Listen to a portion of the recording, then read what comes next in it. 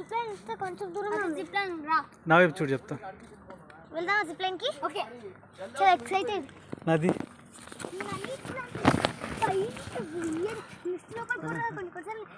చాలా కూల్గా ఉంటుంది. కిర్చలాగా ఉంటుంది.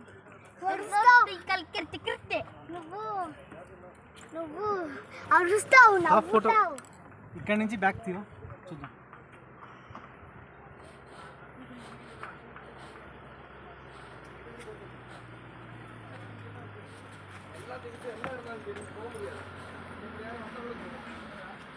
నోరు బాగా వదిలేసేయి, టైట్ చేయద్దు, వదిలేసి ఫ్రీగా.